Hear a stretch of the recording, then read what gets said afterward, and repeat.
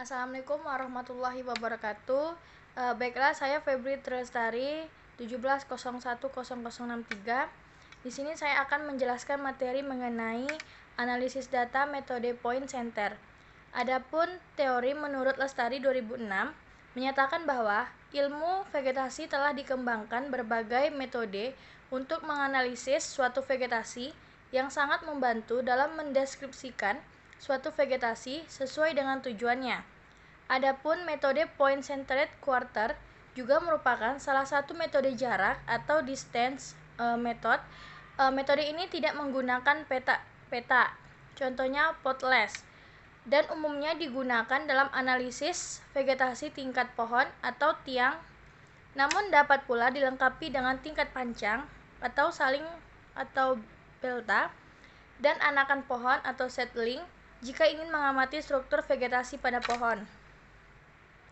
Selanjutnya, menurut para ahli Katem dan Curtis 1956, metode ini merupakan metode sampling tanpa peta, contoh yang paling efisien karena pelaksanaannya di lapangan memerlukan waktu yang lebih sedikit.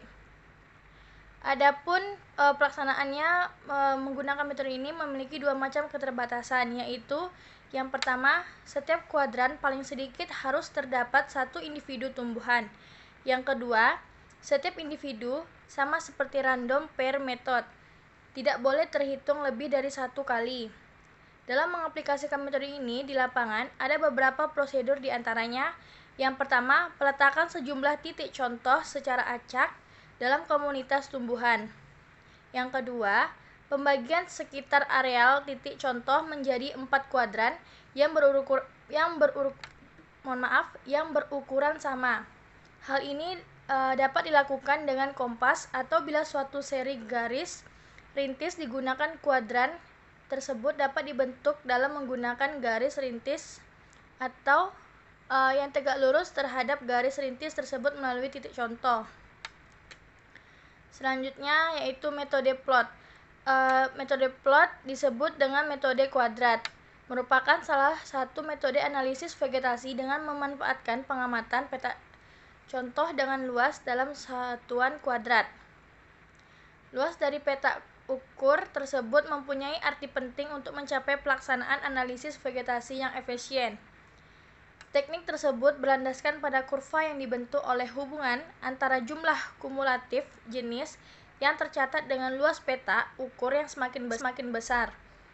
Adapun peta tunggal, metode peta tunggal dibuat dengan satu peta contoh yang memiliki ukuran tertentu untuk mewakili suatu vegetasi. Yang kedua, selanjutnya peta ganda. Metode peta ganda dibuat dengan beberapa peta contoh yang memiliki ukuran tertentu secara sistematik. Selanjutnya, adapun tumbuhan dapat diukur, biasanya parameter vegetasi yang umum diukur adalah densitas atau kerapatan. Selanjutnya, dominasi dan frekuensi atau kekerapan. Selanjutnya, indeks nilai penting atau dikatakan sebagai INP. Densitas, dominan, frekuensi, dan INP dapat diperoleh dengan berbagai cara metode sampling. Yang pertama, densitas. Densitas atau kerapatan adalah jumlah caca individu suatu spesies per satuan luas.